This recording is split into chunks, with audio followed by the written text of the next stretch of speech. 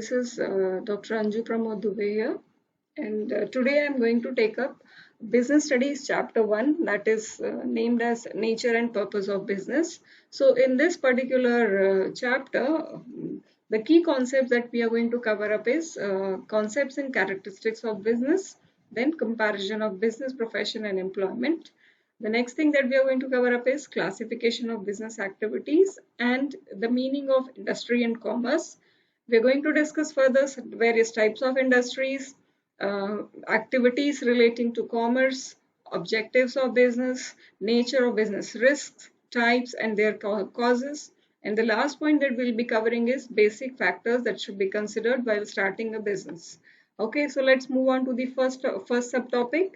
So that is understanding of the concept of business. So as I told you that business so for the proper understanding of business, we need to know that all human activities, they are classified into two broad categories, that is economic activities and non-economic activities. So economic activities, they are all the activities of human beings that are related to earning money, and they could be in the form of business or a profession or employment. So like if any industry is there, or if any banking organization is there, or transportation is there, these are all done for earning money, so they are a part of economic activities. Similarly, a person who is doing medical practice, who is a medical practitioner, or if a legal tax consultant is there or chartered accountant is there, they are providing their services. They are also they are providing their services with the intention to earn money. So that is an economic activity. And then some people who are working as employees in any organization like CEO, CFO, or the manager or the foreman, they are all again a part of economic activities, because they are all doing, or they are all doing their jobs because they want to earn salary. Okay, so that is all economic activities. Whereas when we talk about non-economic activities, these activities are taken up for self-satisfaction, love, or sympathy. Okay, they are not taken up with the intention to earn money. And the examples, few of the examples of non-economic activities could be like your mother cooking food for your family, or a boy helping an old man to cross the road. So any activity which is taken up without any intention of getting money in return, that is your non-economic activity. And since we are studying business, so we will concentrate only on economic activities, because every business is started with an intention to earn profit and to maximize wealth. Okay, so we will be just considering economic activities and will not go through non-economic activities. So now let's start with the meaning of business, meaning and definition of business. So if you talk about the, like if you see the word business, as it says, it's the state of being busy. So when I say it's the state of being busy, it means it could be busyness due to an occupation in which people regularly engage in activities related to purchase, production, and or sale of goods and services with a view to earning profit. Okay, this could be one state of being busy. Some of the other examples that you can have over here is like a worker working in a factory, or a doctor operating in his clinic, or a manager working in an office, a teacher teaching in a school. These are some examples of state of being busy. So overall, if we consolidate, we can give a proper definition of business as an economic activity involving the production and sale of goods and services undertaken with the motive of earning profit by satisfying human needs in society. So here are certain keywords that you need to keep in mind. It's an economic activity because I told you that it should be related to money. All your business, they are related to money because they are undertaken or they are done with the intention to earn money, to earn profit. So that is definitely an economic activity, and it either involves production and sale of goods and services. So either there will be production or there will be sale of goods and services. So when I say services, they include your banking, insurance, or schools. They all provide services which are, these are intangible in nature. You can't see them physically, but then you can feel them, you can, these are related to your understanding in your mind. Okay, so those are the production and sale of goods and services, and these are done with the motive of earning profit. And through these production and sale of goods and services, the business organizations, they try to satisfy human needs in the society. So when I say human needs in the society, the needs, they include all your basic requirements, and when you're ready to spend money for them, whenever you want to satisfy any of your need, you need to either buy, you need to either produce it or buy it. So in that case, we can't I mean, certain things we can produce, but all of the things we cannot produce on our own, so we need to buy it from others. Then in that case, for satisfaction of our needs, we need to buy goods and services, and that's why we call business as an economic activity where we try to satisfy human needs. Okay, so now there are certain basic characteristics of business activities. First of all, it's an economic activity. As I already told you, it involves all the activities that are related to money. And here you do those activities on a continuous basis. So since money is involved, that's why it's an economic activity. Then the second feature that you have over here is production or procurement of goods and services. So here, when I say production and procurement of goods and services, it means any business activity is definitely going to be related to either production or procurement of goods and services. You, or let it be any activity like production in an industry, or banking, people providing banks providing banking services, schools providing education, those are services. So definitely production or procurement of goods and services take place. Then there is a sale or exchange of goods and services. So people, one person is going to offer a good or service, and the other person is ready to buy that good or service at a particular amount, that is called as price. So one party is ready to sell goods and services, and the other party is ready to buy. The person selling is called as seller, and the other one is called as the buyer. Okay, so there is an exchange between both of them. They should mutually agree for that, and there should not be any force. They do it with their both of them are getting something of value in return. Okay, then the next feature that you have is dealings in goods and services on a regular basis. This is a very important feature, that whatever activity you're doing in business, that should be done on a regular basis. It's not that you just do it once or twice or 10 times or 15 times or 20 times, or in a month you do it once or twice. Never like that. It has to be done on a regular basis till your business continues. The most important aspect, it should be done on a continuous or regular basis. Then the next thing is profit earning. That's the objective of every business, that any business activity is undertaken with the motive of earning profit so that it can grow further. Okay, then every business, the next feature that you have is uncertainty of returns. So nobody can guarantee you any kind of return when you start a business. There are possibilities that you might face losses. There are possibilities that you might reach success, and you might get very high levels of profit. But there is not even a 1% guarantee that you are going to get a specific percentage as return. Nobody can give guarantee for that. There is always an uncertainty. And then last characteristic that you have is element of risk. So risk is always associated with business, because nobody knows that what will happen in next moment. So business can suffer loss because of risks. Risk could be related to like any of the mishappenings or any unexpected events, any unexpected changes, right now we are having this COVID-19 situation where we are all locked down, and a lot of business organizations, they are closed down. So that's kind of political risk. And similarly, we can have floods or fire, anything can take place which can lead to losses. So those are the elements of risk, and they are associated with every business organization. Okay, it's not in the hand. It is a business organizations cannot control, but they can reduce the financial impact of risks. Okay, through through by taking up insurance policies. Okay, now after this, we will do a quick comparison of business, profession, and employment.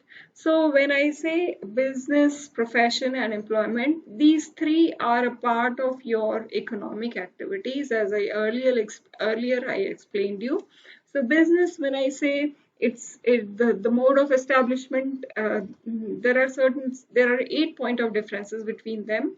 So business is established by an entrepreneur, and entrepreneur's decision and other legal formalities if necessary.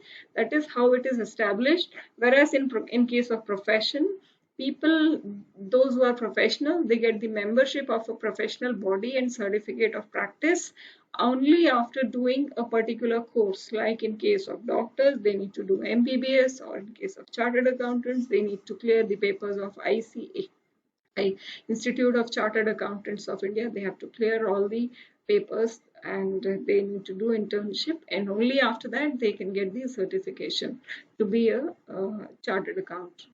Okay, whereas in case of employment, the employment starts as soon as the appointment letter and service agreement is signed. As soon as the employee receives the appointment letter, and he signs the service agreement, that becomes that immediately that moment employment is established. The nature of work, that's the second point if we talk about it. So in case of business, provision of goods and services to the public. So business provides goods and services to public, whereas professionals, they provide their personalized expert services, like services of doctors. They provide consultation to patients. Whoever is not feeling well, they usually come to doctors. Similarly, chartered accountants and the tax consultants, they provide you various suggestions and advices relating to saving your tax. And the employment, in case of employment, performing work as per service contract or rules of services. So whatever the employer has mentioned in the service contract, and if you have accepted that, if the employee has accepted that, according to that they have to work. So the nature of work is as per the service contract. The next point is qualification. So there is no minimum qualification necessary for any business. Anybody, whether literate or illiterate, they can start the business. Okay, there is no minimum qualification. Whereas in case of profession, expert in training in specific field is a must.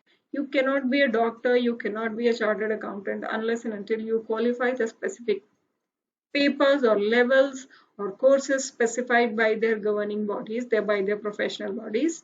And then in case of employment, qualification and training as prescribed by the employer. So employer at the time of appointment itself will clearly specify that what is the qualification that is needed for any particular job.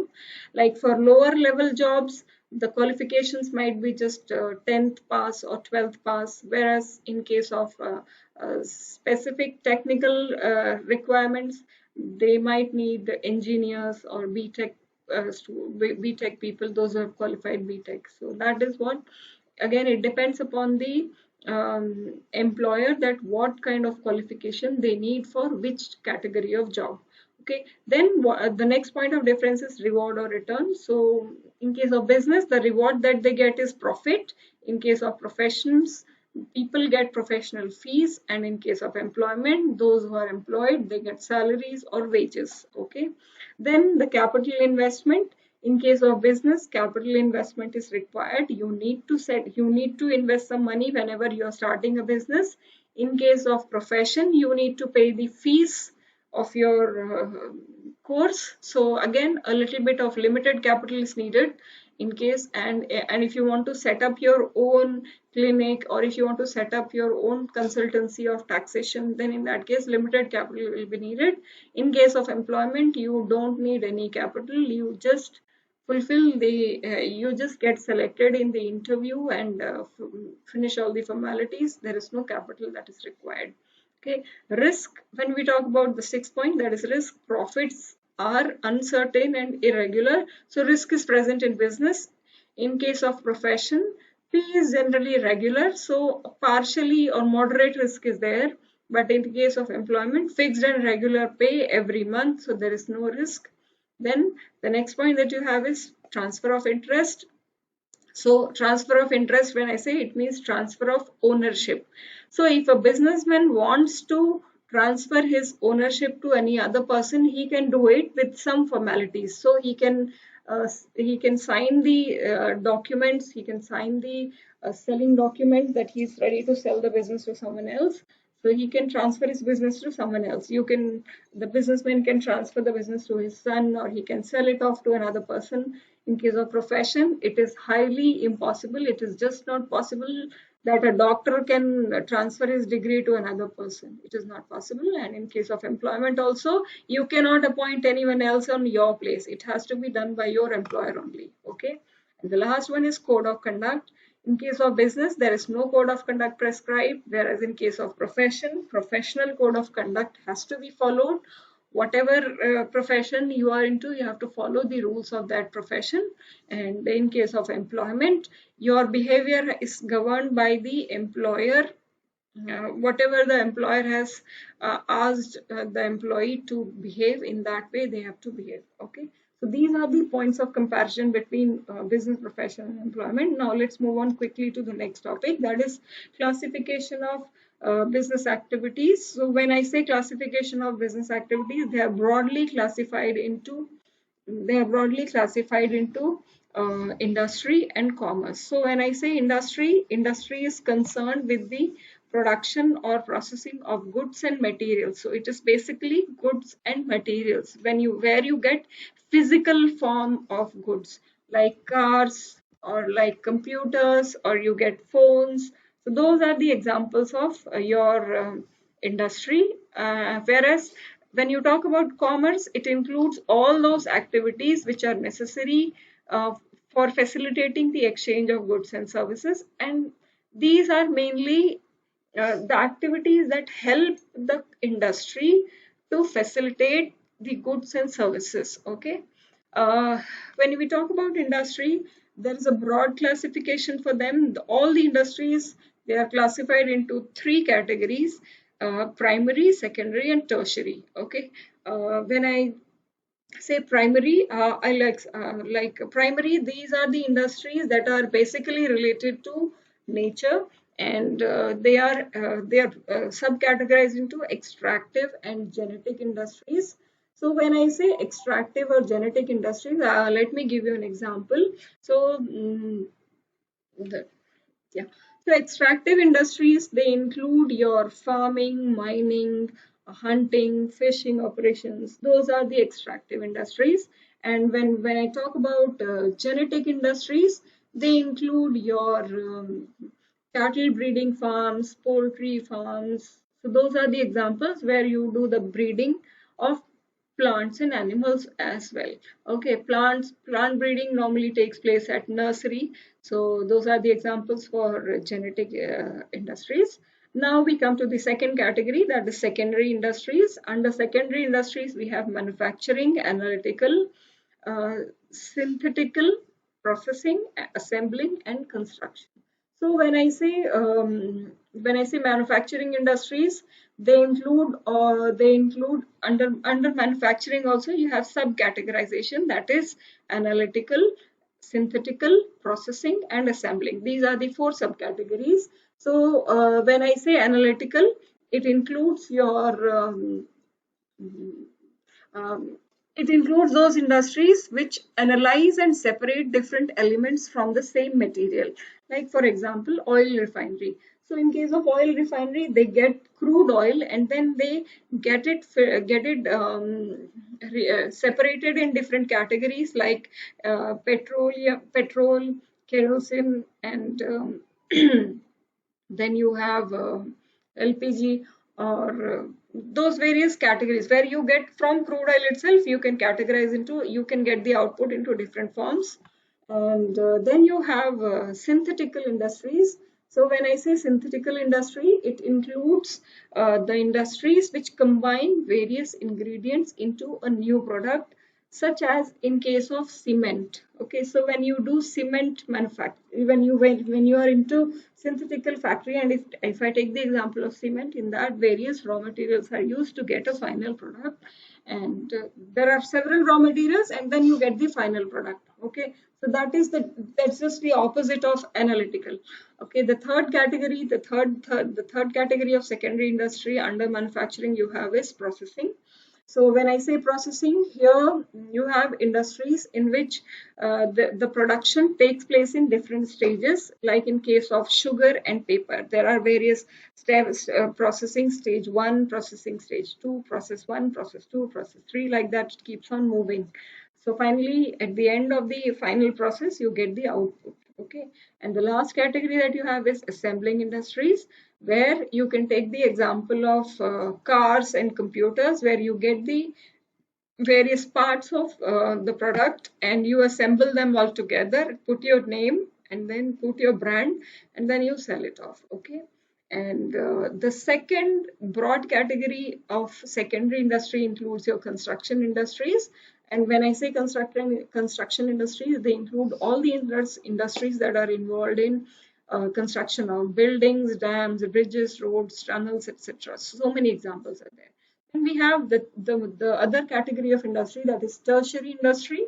So these tertiary industries, they include all those business activities or uh, the industries that are helpful in providing help to commerce, or they are providing help to primary and secondary industries. Basically, you can say that these are um, the tertiary is kind of bridge between primary and secondary industries. So these include transportation, insurance, warehousing, packaging, advertising. All those are examples of your tertiary industries, and these are concerned with providing support services to primary and secondary industries. Okay, now let's move on to the next category of business activities, that is commerce.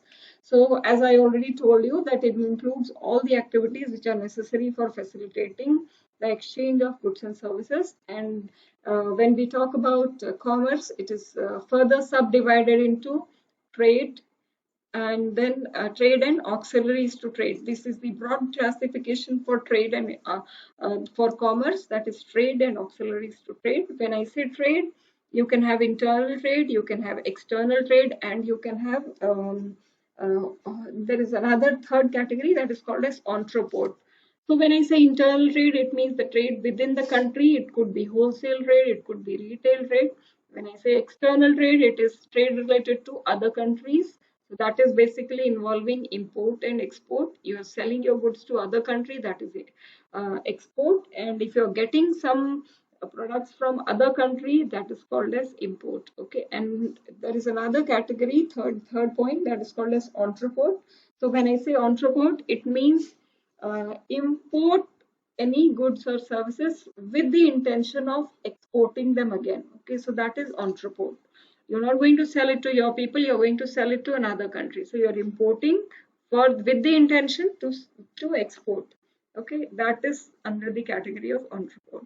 Now the next thing that you have is auxiliaries to trade. This is the second broad subcategory for commerce, and this includes transportation services, insurance, warehouse, banking and finance, and then advertising, etc.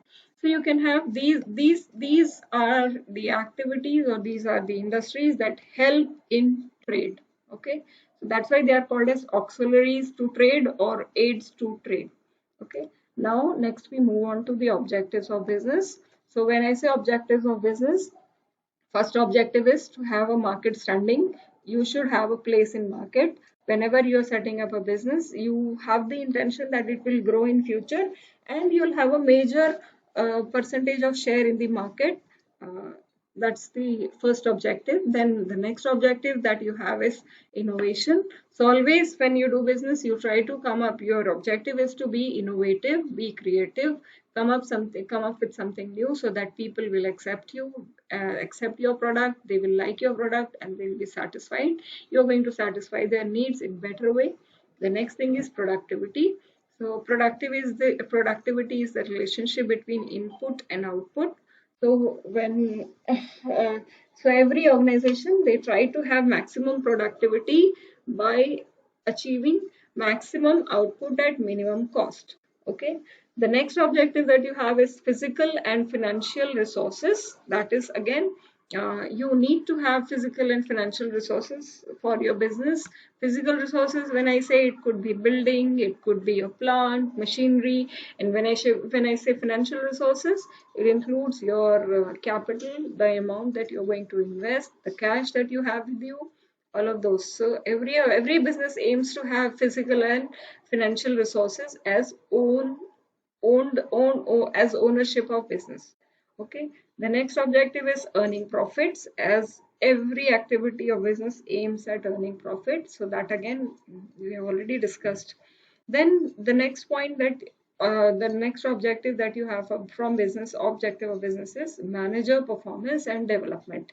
So every business aims at improving the manager performance and his development, because when managers improve, when managers performance is better, then definitely the workers who are under him, they are going to perform better. And you should always take care, the organization should always take care of the manager's performance. They should keep a check on his performance, and they should also do some activities or take some steps for their development. The next objective is worker performance and attitudes. Always apart from managers, the lower level workers, you have to measure their performances. You try to maximize their performance, maximize their productivity, and have their positive attitude. So for that, that is the when they are satisfied, if they are having positive attitude, if they are motivated well, then the productivity will increase. And last objective that you have for business is social responsibility, where you try to, where the business organization tries to fulfill the social responsibility, wherein they try to or return something or offer something to the society.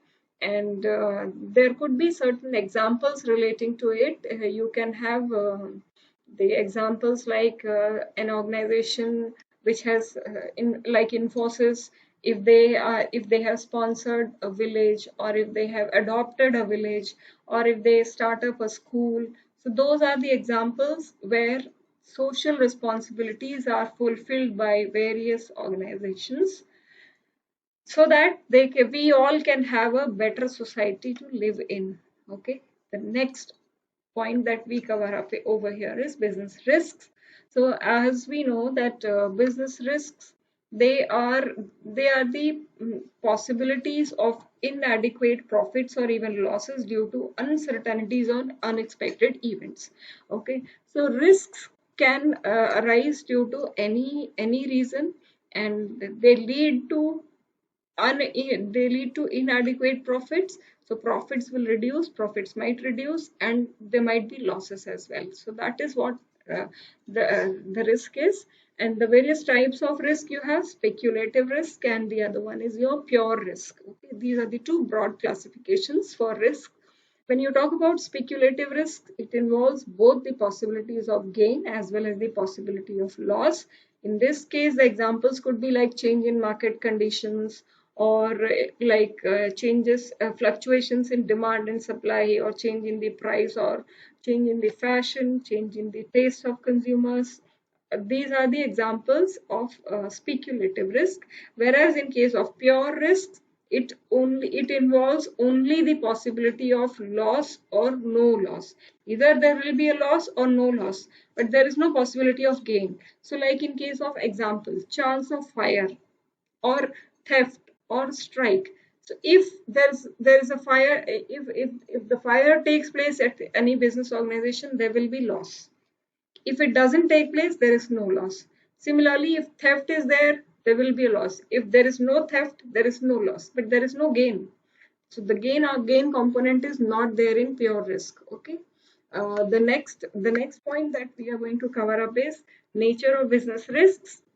So business risk, they arise due to uncertainties because of unexpected events, and risk is an essential part of every business, let it be small business, big business, medium-sized business, anywhere across the globe, irrespective of their geographical location, size. Every business has risk associated with it. And then the next point that you have is degree of risk depends mainly upon the nature and size of the business.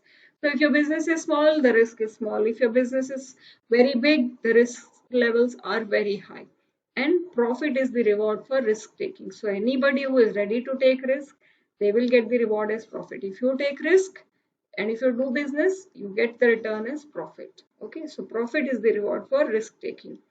Then what are the various causes of business risks? The various causes could be natural causes, human causes, uh, economic causes, or other causes. So when I say natural causes, they might include natural calamities like flood, earthquake, or you can have rains, famine, uh, fire. All those are natural causes. Okay, whereas these human causes, they can be because of sometimes dishonesty. Some people are dishonest.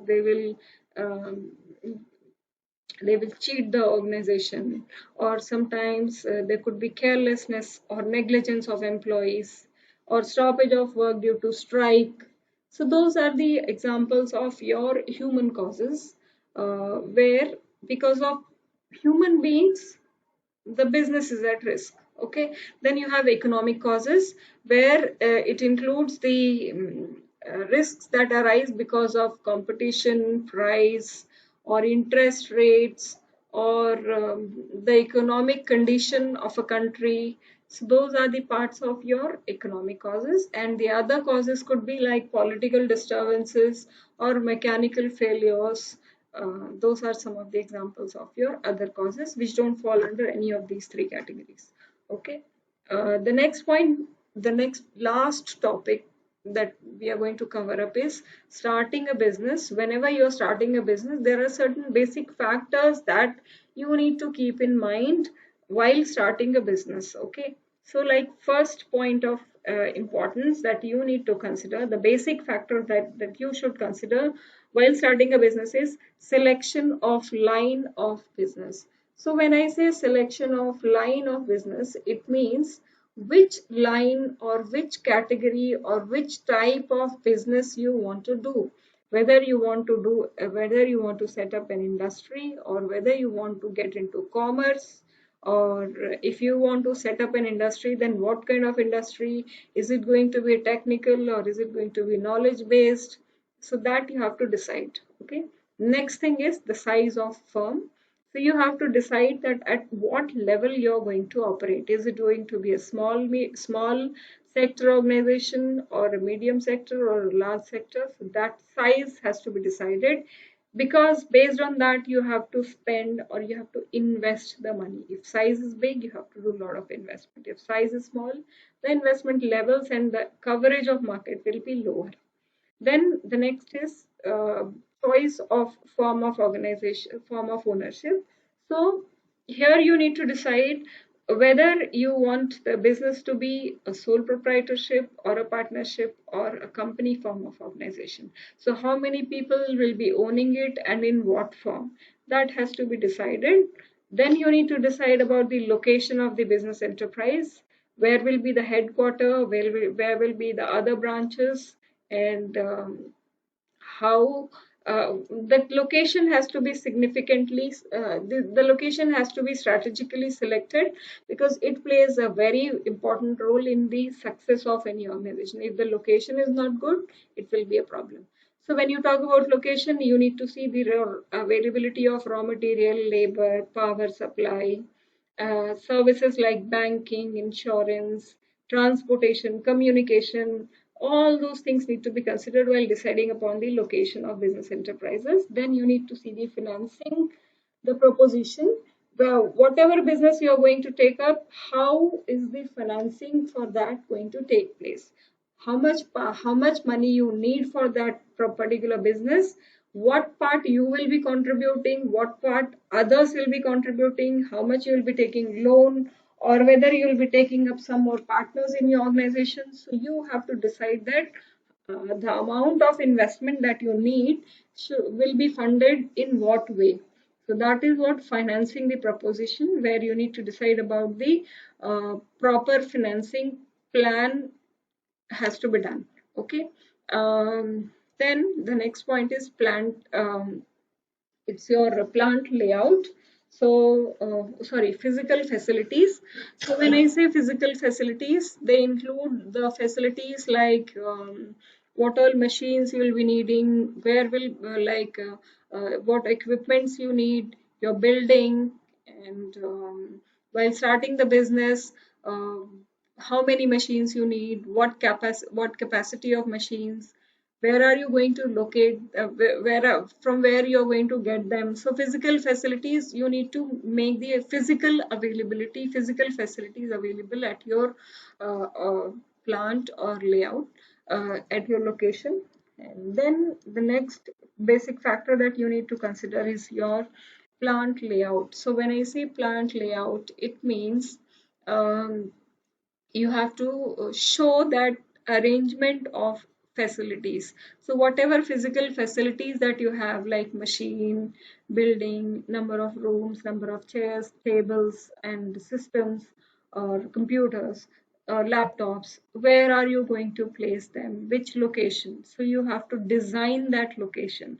That is called as plant layout, where you specifically show the arrangement of the facility, and it's basically the arrangement of machines and equipments that are needed to manufacture the product. Okay, then you need to talk about the competent and committed workforce. When you get the things, when you get the physical things set up already settled, now you need some people who are going to work for you. So you need to see what competency you need for which category of job, and how those people who are going to be selected can be committed to your organization. So that is again an important aspect, because human resource plays a vital role, as they are the ones who are going to use or utilize all other resources to earn the profit. Okay, and then you have tax planning, um, where you need to follow, you need to try to find out that how advanced tax you can pay, or how you can reduce your taxes at the end of the year. So that tax planning has to be done. And launching the enterprise, that the final basic factor. So how you're going to launch, when you're going to launch, are you going to do a special event for that? Have you done all the legal formalities? So all those things need to be decided, how you're going to promote the campaign for the launch of your enterprise. Okay, in that case, you can call up a celebrity. Those all things depend upon your own planning. Okay, that's all for today. If so, students, thank you so much, and please subscribe and share my channel, Everest Educational Services.